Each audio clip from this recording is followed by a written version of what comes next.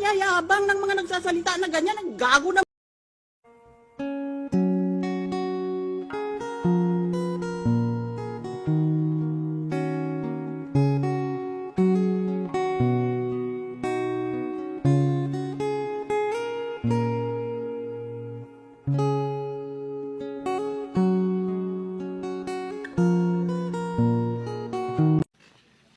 Kung ayaw mo pakinggan, umalis ka sa korte. Or ano bang napag-usapan sa hearing, Senator?